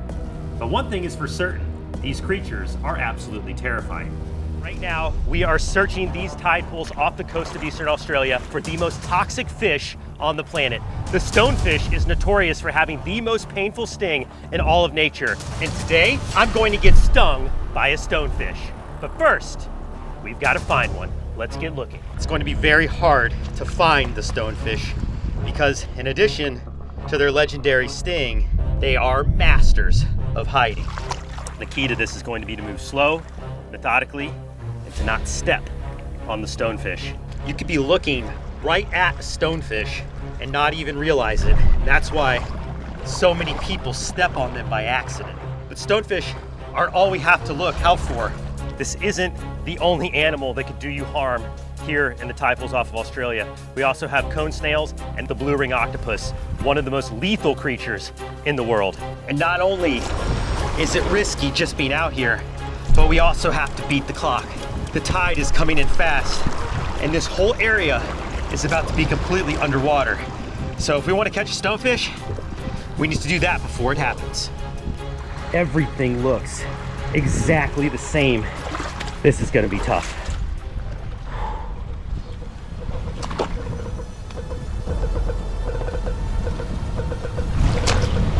Oh, right there. You see it moving? That is the stonefish. And I never would have seen that fish if it didn't give itself away by moving. Holy smokes. Now these fish are so toxic, they don't really have a flight response.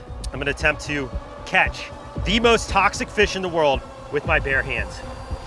All right, here we go.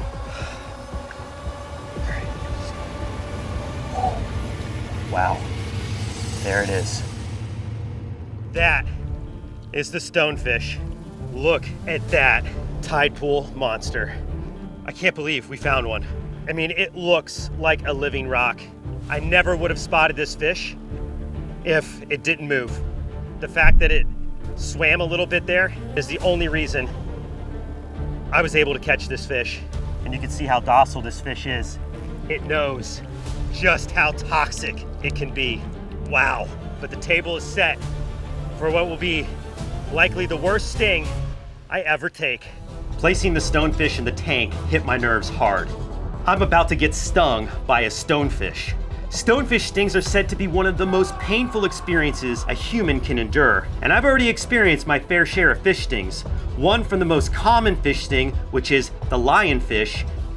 And the other from the scorpionfish, which is the most toxic fish sting in North America. Oh, yeah, he got me. Oh. Each sting was painful, but I was certainly able to tough it out with basic treatment. However, each of those fish fall far short of the danger from the stonefish. Not every day you get to carry around the world's most toxic fish in a tank. This fish might just have the worst sting in the entire animal kingdom. Man, my nerves are firing right now. Just looking at this fish is so incredibly cool. Look at all the growths all over its body. Definitely earns its name, the stonefish, a master of camouflage. All right, let's go hands-on once again with the stonefish. The reason I can handle this fish is because it can only sting from the spines on top. Wow. This fish has developed the most potent fish toxin in the world. The toxin is only to defend itself. Unfortunately, as you can see, it is so docile that it's very easy for people to step on these fish. And that is the most common way people are stung by the stonefish. The toxin of this fish not only induces extraordinary pain, it can actually cause muscle spasms and eventual paralysis. And there have even been reported deaths from stonefish stings. But now I think it's time to see how this fish injects its venom. I'm going to just pour out this water. I'm gonna use this little tank here as a platform. This fish is perfectly fine being out of the water for extended periods of time because they've adapted the ability to actually hold water in their gills. It's not uncommon to see stonefish just laying on the rocks in these tide pools. So in the little bit of time that we have it here in front of the cameras, totally fine. All right, so I brought with me a piece of neoprene. I'm going to use this piece of neoprene to simulate skin so I can show you what would happen if you stepped on the stonefish. This animal has the ability to fire its venom into the wound created by its spine. That's why people who are envenomated and step on these stonefish end up in such a bad situation. It's not only that it's the most toxic venom, it's that you also get the most volume. Look at how sharp that spine is. Okay, in order to do this properly, I do need to get out some eye protection, so I'm gonna do that quickly. This venom, it has enough toxin in it to cause vision problems and perhaps even blindness. All right, let's see in slow motion how these spines inject venom. I'll do these top two, guys, ready?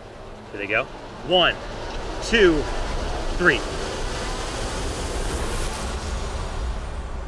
Oh, wow. Look at that. And it's like blue. Holy cow, look at how much venom just came out of that fish. And let's do another one, do it one more time. Oh my gosh, guys, the spines are blue.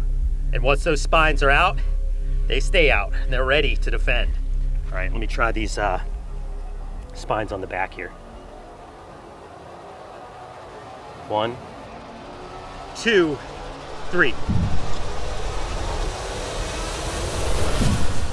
Wow, that is what would be inside of your foot if you were to step on a stonefish. Now, it will regenerate its venom. This doesn't hurt the fish at all. And you can see these sheaths will just slide right back up. But holy cow, I gotta take a minute and process what I just saw. Oh, that is bad. I won't lie, I'm getting pretty nervous right now. This is something you should never do. I've consulted experts, people who have been stung. I've done my research, I've done my homework, but even still, I am extremely nervous about what is about to happen. It's said that this is the most painful sting in the world. Wish me luck. The moment has come. It's time to be stung by the world's most toxic fish. I am borderline terrified.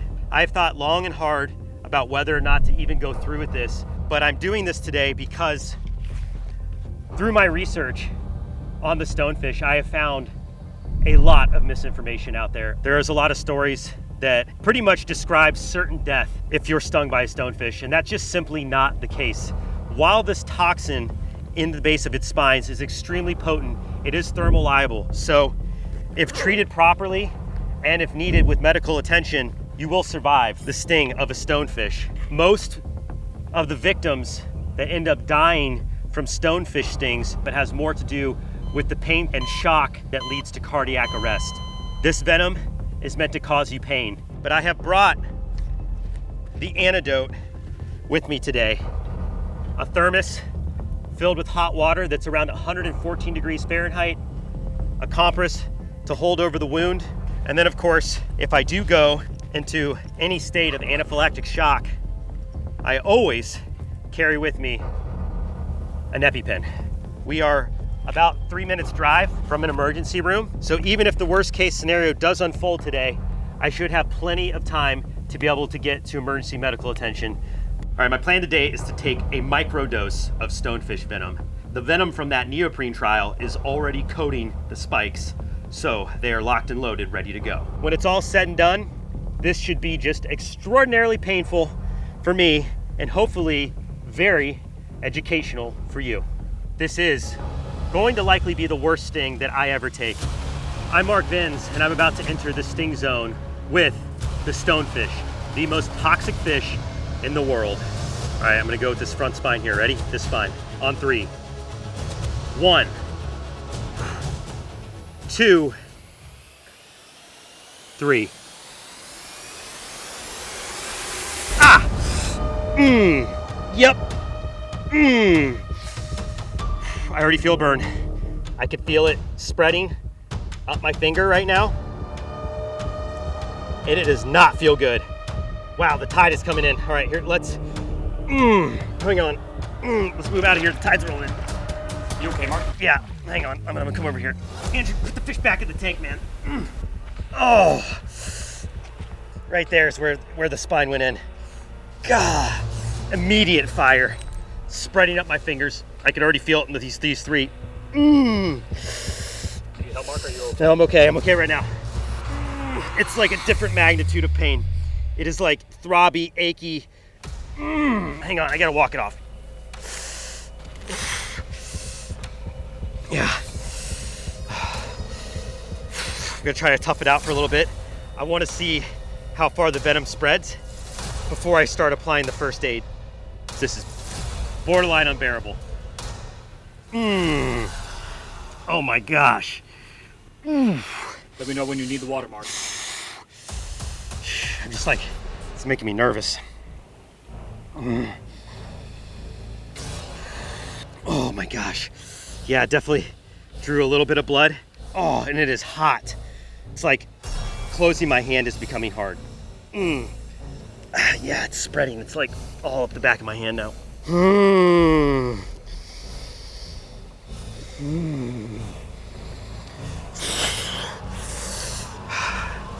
I think I need to go for the hot water, guys. I don't want this to spread anymore. I'm going to the hot water. There we go. Stonefish is good. Now, I need to fix myself. So this hot water will actually stop the venom from working and should help my pain. Every bit as painful as advertised.